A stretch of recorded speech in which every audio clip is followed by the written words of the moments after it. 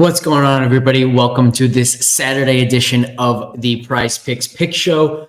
PGA Championship Round 3 just teed off. We've got baseball starting in about an hour, NBA playoffs tonight as well. Lots to get to.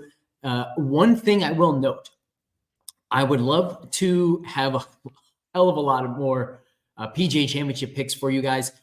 PrizePicks has just totally nerfed the PGA product. I don't know what's going on there, but I can't reach out to them and complain publicly. I've already done it privately, but publicly, you guys can jump on Twitter. You guys can at them all you want. Say, what the hell's going on? This is a major championship. Why do we only have the regular birdies or better strokes? Where's the hole 10 through 12, hole 1 through 3? Where's the hole 17, et cetera, et cetera? The props that they used to give that they did last year, so much fun. Where are those? So jump over on Twitter, yell at them, tell them you're going to Underdog, whatever it takes to hopefully get our great PGA product back, because that was a hell of a lot of fun. I really wish we had more of that. We are 2-1 to start the PGA Championship, but we only had plays Thursday. We had nothing yesterday. The two that we hit on Thursday were more strokes on both Michael Block and John Daly. They stopped putting up the bad players. They only put up the good players yesterday. So I don't know what's going on there with their PGA product. They're clearly afraid of us taking too much of their money with it. So hopefully they will improve that. We can take a look at the board at the end of this show. But all that being said, we got some really good plays in baseball. We got some really good plays in the NBA tonight. So we're going to start here with baseball. And you can immediately see two of the plays at the very top here, Kevin Gausman and Luis Castillo, more than 32.5 fantasy points. I really like both of these. You can go ahead, take a look at them. I think with Gausman especially, the argument here is similar to the one we made the other day, which is basically if he hadn't had this really bad start in his previous outing, we wouldn't be seeing 32.5 in this matchup. We'd be seeing 34.5, 35.5. We don't really care about what the results of that start were. We care about how well he pitched. What was his velocity like? What was his spin rates like? The model really likes everything that it saw from Gausman there. So prior to that start, he had strung together a bunch of really solid ones in a row. We think he's going to get another one of those today. And then Castillo, man, earlier today, we had 5.5 strikeouts for Castillo, which was like a 71% play for us. That was taken down pretty quickly. They also have a 6.5 strikeout demon, which is still up. But if you go ahead and you take a look, if you start building out these plays, you'll notice the demon can actually really hurt. So one of the things that we're doing today is we've got a hitter pairing. So we've got a little bit of correlation. Without a demon, there was a play earlier that you used Castillo for 25x. And if you instead took out his 5.5 strikeouts and you put in his 6.5 demon strikeouts, the payout went down to 21x. So whatever's going on with PrizePicks formulas in regards to these demons, it's suddenly very, very unfavorable. I texted one of my friends. I was like, I think the demon days might be over. I don't know what's going on, but today it's going to be regular 6-pick plays for the 25x payout. And look, we'll just continue to read and react to whatever PrizePicks does, whatever their payout structure is.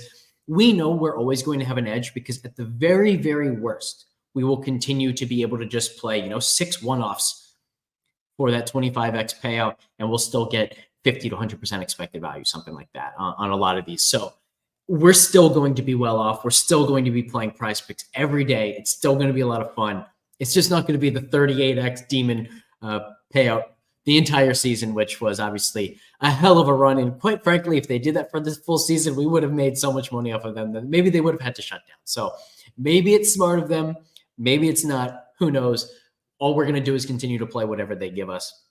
So this Gausman and Castillo start is really strong. We can also go over to the strikeouts, and we can find Logan Allen here, 3.5. We've got him for 4.6. We've got this at 70%. So Logan Allen also a really, really sharp play today.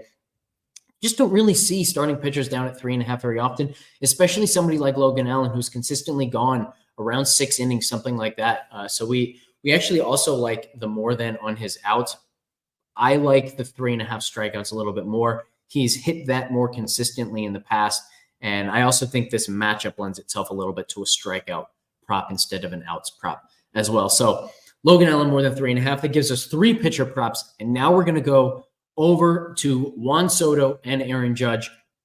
These guys have hit the cover off the ball all season. Judge started slow, but now Judge is red hot. Soto, not as hot in comparison, not as hot as he was early in the season. He's still on Soto. He's still number 1 in our expected WOBA, just generalizing hitter talent. So let's head over.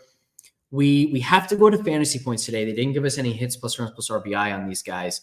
And you could actually see Soto was near the very top. So if I don't even go to the game, Soto very, very top now of the fantasy points because Gausman and Castillo are already over here. So go to Soto, then let's find the Yankees. And we're going to add in Aaron Judge. You can see 63.3% for Juan Soto to get more than 8 fantasy points. He's at 8.5, by the way, over on Underdog. The Underdog scoring's a little bit different. So 8.5 on Underdog probably is going to be like 67%, something like that. So absolutely phenomenal play over there. If you are on Underdog, you can do a lot of these picks today on Underdog. In fact, the 6-pick play that I'm about to show, if you just take Judge out, who's at 11.5 over an Underdog, so you can see like the scoring's different. So the fantasy points should typically be higher on Underdog than PrizePicks. So to only have half a point more for Soto when, look, he's got to beat 8 anyway, right? We need to get him to 9 regardless to have the win. So you can see how damn good that is over on Underdog. So you can actually end up just playing a 5-pick play there without Judge based on everything else we're about to build. So Soto 63.3, Judge 56.5%, and then you also get this really nice 1.7 percentage point correlation bonus on that pairing together. They're going to hit 37.5% of the time, which you can see right there. So this is phenomenal as well. And then I'm going to go over to the NBA side of things.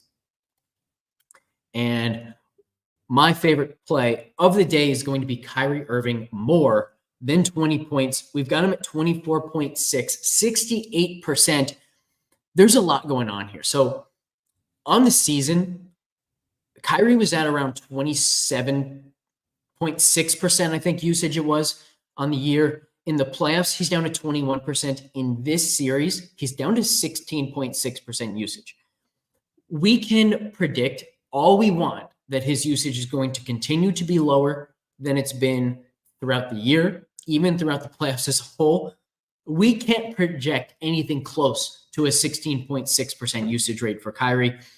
Even at a 16.6% usage rate, we'd have him pretty damn close to this 20 number. So if it's 19%, he should get more than 20 points. If it's 21%, he should clear 20 points pretty easily. If it's more like 22, 23, which is where we believe it will be, this should go quite well for him. Again, this is another spot where you can go to a demon, only 21.5. So very, very small difference between the standard play and the demon play. So my initial thought was, all right, let's just fire up the demon, go to 21.5. That should be pretty simple. Again, the payouts were barely better. In fact, I even built out one 6-pick play that included both the Kyrie and Castillo demon, and it only went to 27. So 0 demons for 25x, 2 demons for 27x. I think it's pretty clear which is the better path. We're going to stick with that just 25x play. And Logan Allen got bumped up to 4. I don't know if that was a reaction to us here, but let's do this. Let's go over. So I'm going to go back and talk about Logan Allen here. And let's go check out what his 4.0 will look like. So again, we can come here. Now this will, it looks like it doesn't even see it anymore. So eventually that will come back up at, oh, you know what? It might just be down below. Let's go ahead and search for this. So yeah, he's not there. What you can do then is just switch over to this more than 15.5 outs. We've got that even higher at 77.3%. Again, I think that this one is a bit of an overestimate. I think this one's probably more like 65%, but you can see, part of the reason why we thought that he'd have a good chance to get to 4 strikeouts is because we expect him to get plenty of outs today. if the outs come down, obviously there's a chance that the strikeouts come down. But my thought there was one of the reasons why the outs might come down is because when he's hit, he might get hit hard in this matchup. I felt more confident that he's going to face the same amount of batters regardless, in which case his strikeout rate is still his strikeout rate. But obviously he would then have a harder time getting to this outs numbers. But since the strikeouts are down, just switch over to his more than 15.5 outs. I don't think it's a big loss there in terms of expected value.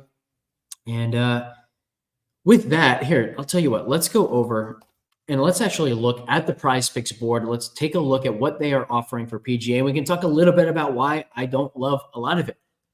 Although I will note, in the last 5 minutes, I guess, last 10 minutes maybe, they have added whole 10 shots. So what I'm going to go ahead and do is I'm going to go check right now to see what kind of scoring average we've seen so far on hole 10. Obviously, only a few groups have gone through so far. Number 10, there have now been 12 guys through, 3 birdies, 1 bogey, 8 pars. So we've got a 25% birdie rate, an expected score so far, or an average score, I should say, of 4.83. So this 4.5 number, pretty solid. And I think that's why they now put it up, because they see, okay, guys aren't just destroying the 10th hole. It's not going to be super easy. What I have seen is a couple guys laid up, like even Lucas Glover hit the fairway off the tee, still had to be up. So one of the potential advantages here is going to be to extreme length. If you have the length to go for it in 2, your birdie rate might be more like 50%, 60%, 70%, something along those lines.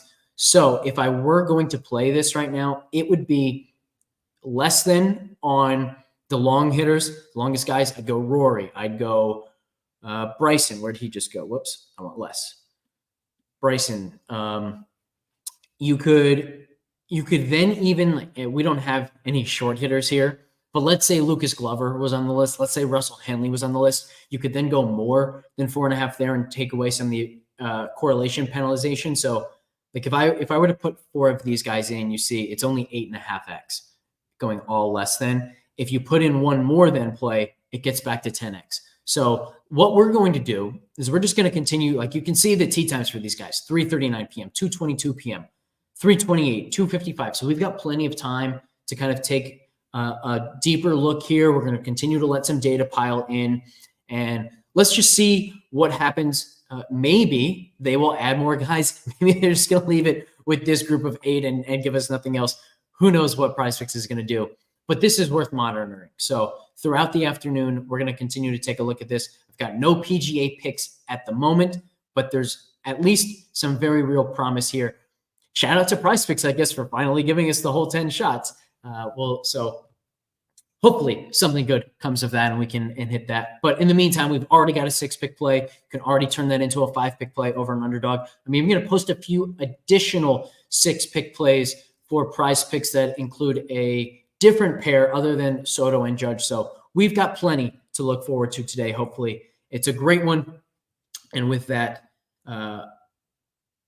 Logan Allen's Demon is 4.5. Interesting. So Logan Allen's Demon, the 4.5, going from 3.5 to 4.5 is a much larger jump, remember, than Castillo, for example, going from 5.5 to 6.5. It's just it's a harder thing to get to for somebody who's not getting as many strikeouts to begin with. Also, I don't know what the payout changes are going to be. So if you do see that, go check it out. Go look at what it actually does to the payout. Maybe instead of like Castillo going from 25 to 27, maybe you're actually getting 25 to 32 or 38 that we were so accustomed to. So check that out. And then, of course, if the Logan Allen pick comes back at strikeouts 4, and you can find that on the tool, then you'll also be able to just manually type in 4.5 to see what we think of that Demon specifically. So that's the plan for today. We've already got a 6-pick play. A couple more are going to be posted. And then throughout the early afternoon, we will also be looking to post some PGA plays. We will see you in the Discord. Thanks for tuning in. We'll catch you next time.